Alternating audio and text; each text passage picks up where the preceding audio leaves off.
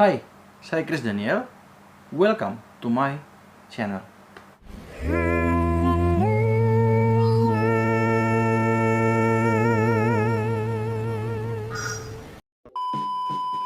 Jadi di video kali ini guys, aku bakal sharing tentang sesuatu yang based dari pertanyaan salah satu temanku beberapa hari yang lalu.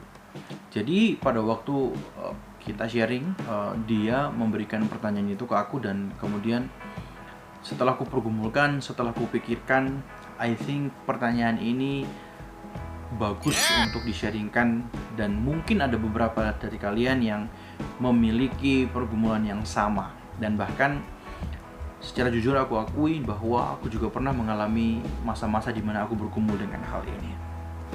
Nah, beberapa waktu yang lalu satu orang teman sharing dan kemudian di tengah-tengah sharing dia memberikan satu pertanyaan. Kak, bagaimana sih caranya supaya hidup kita itu betul-betul berkenan di hadapan Tuhan? Sebenarnya bukan baru pertama kali ini aku ngedengerin pertanyaan ini, tetapi ada beberapa orang juga yang dulu mungkin bergumul dengan pergumulan yang sama. Artinya pergumulan ini menjadi satu pergumulan yang common, mostly dirasakan oleh orang-orang Kristen, baik itu anak muda maupun orang dewasa. Artinya pertanyaan ini itu mau mengungkapkan bahwa kita sedang struggle yang berat di dalam kondisi antara dosa dan juga perkenanan Tuhan dalam kehidupan kita. Kalau boleh saya tarik rumusan permasalahan dari pertanyaan ini, sebenarnya tensinya sebenarnya adalah satu ketegangan antara dosa dan panggilan hidup kudus di dalam Tuhan. Gimana nih? Saya kan udah berusaha untuk hidup berkenan buat Tuhan. Tapi pada kenyataannya kenapa kok aku gagal terus? Aku udah usaha nih untuk mau hidup baik. Tapi pada akhirnya itu juga tuh dalam dosa. Guys, kita semua bergumul dengan sesuatu. Dan pergumulan, aku percaya selalu membuat kita untuk lebih dekat dengan Tuhan. Tapi dalam pergumulan batin, orang-orang yang bergumul dengan hal ini, ada perasaan yang tidak layak yang timbul dalam hati mereka. Ada perasaan yang tidak layak yang sangat besar yang mendorong mereka. Yang kadang-kadang juga muncul pertanyaan, apakah aku pantas dikasihi Tuhan? Apakah aku pantas diselamatkan Tuhan? Apakah Tuhan mengasihi aku? Dan lain sebagainya. Jadi orang-orang seperti ini bukannya mereka tidak berusaha untuk hidup baik, tapi justru mungkin mereka sudah melakukan usaha mereka, tapi yang mereka temui hanyalah sebuah keputusasaan. Artinya, mereka sedang merasa hopeless dan mereka butuh untuk ditolong.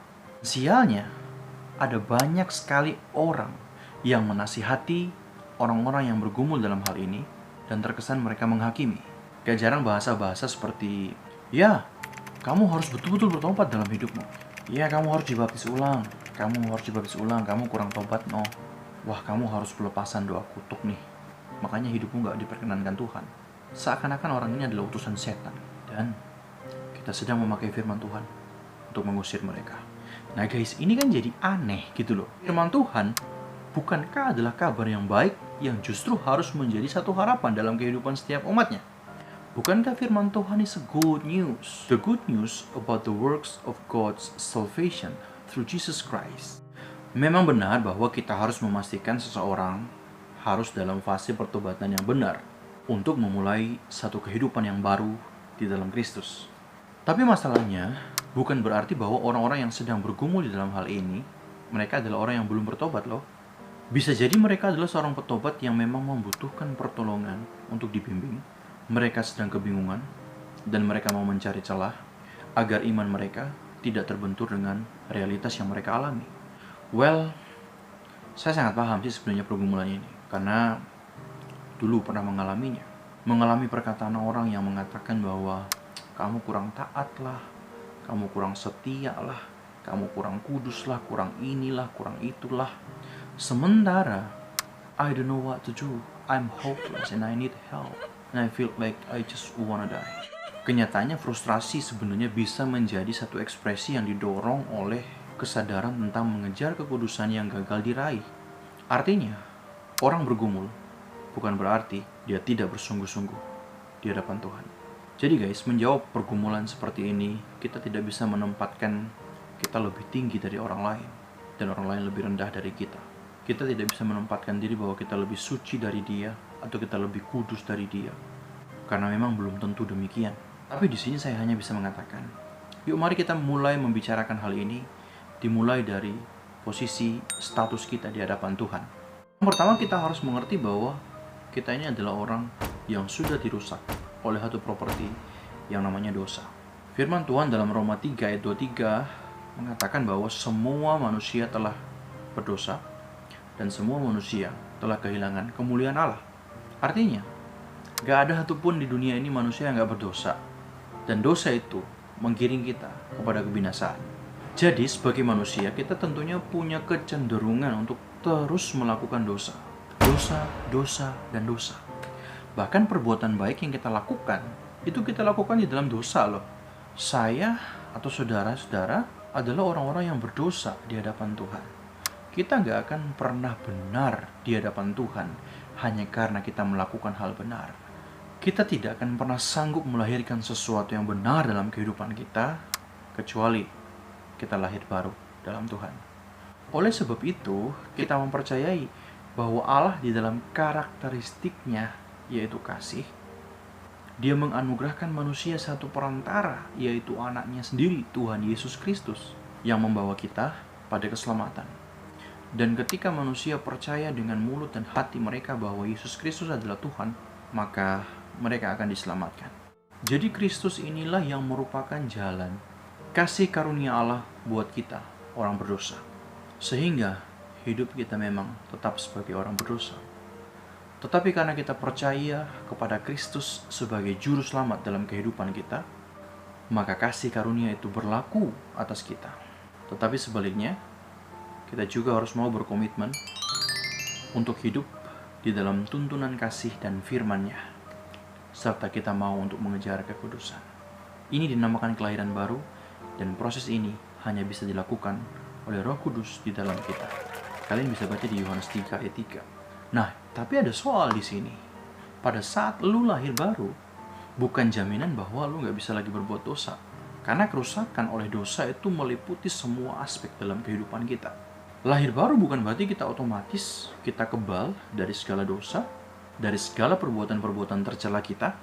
Tetapi justru ketika kita lahir baru, efeknya adalah kita tahu mana yang benar dan mana yang salah. Kita paham bahwa keinginan-keinginan daging kita harus hindari. Dan kita berusaha hidup dalam tuntunan firman untuk mengejar kekudusan dalam kehidupan sehari-hari kita. Nah, disinilah tension ini terjadi. Banyak orang yang mau berusaha untuk menang dalam sisi ini, namun mereka gagal dan terus-menerus jatuh di dalam dosa. Sementara, iblis terus mengintimidasi bahwa perbuatan dosa adalah musuh Allah. Sehingga mulailah timbul ketidaklayakan, rasa ketidaklayakan di dalam diri kita. Ketidaklayakan kita untuk mendapatkan pengampunan. Oke, jadi ada beberapa hal yang perlu kita perhatikan di sini. Seberapapun kita berusaha untuk mengejar kekudusan hidup, semuanya akan sia-sia jika kita tidak mendasari itu dengan kesadaran bahwa dalam hidup kita ada kasih karunia Tuhan, Yesus Kristus. Tanpa kasih karunia Kristus, semua yang kita kerjakan adalah sia-sia. Tanpa kasih karunia, pada saat kita berhasil, kita mungkin berbangga. Kita merasa bahwa diri kita mampu. Tapi pada akhirnya, kita jatuh pada dosa kesombongan.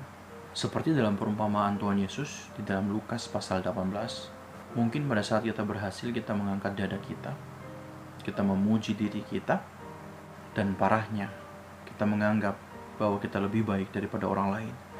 Tapi di sisi lain, pada saat kita gagal, tanpa kesadaran kasih karunia, kita akan kecewa, kita putus asa, dan kita merasa hidup kita tidak ada gunanya, dan Tuhan tidak akan mengampuni kita. Jadi hal ini harus kita perhatikan bahwa kasih karunia adalah kekuatan kita untuk menjalani kehidupan ini. Jadi kita harus sadar bahwa semua yang kita lakukan ketika itu berhasil bukan karena kekuatan kita. Dan ketika itu gagal, ada kasih karunia Tuhan yang memberi kita kesempatan berikutnya. Yang kedua, kalian perlu menyadari bahwa untuk berkenan di hadapan Tuhan hanya bisa terjadi ketika kita taat dan setia pada Tuhan. Setia mungkin akan menimbulkan penderitaan. Taat kemungkinan akan menimbulkan penderitaan. Tapi ingat, penderitaan di dalam Kristus bukanlah sebuah kesusahan seharusnya. Pada saat kita mendasari ketaatan kita karena kita mengasihi Tuhan. Taat juga berarti kita mendengarkan suara Roh Kudus di dalam kehidupan kita yang Tuhan sudah anugerahkan untuk kehidupan saudara dan saya. Saat ketidaktaatan terjadi dalam kehidupan kita, maka disitulah terjadi bahwa kita lebih memilih jalan kita daripada kita mendengar suara Tuhan. Taat juga berarti bahwa kita mau tunduk pada firman Tuhan. Kita mau menerapkannya, kita mau belajar, dan kita mau melakukannya dalam kehidupan kita. Jelas banget Alkitab menulis bahwa firman Tuhan adalah instrumen untuk mengajar kita supaya memperbaiki kelakuan kita dan mendidik kita di dalam kebenaran. 2 Timotius 3 ayat 16.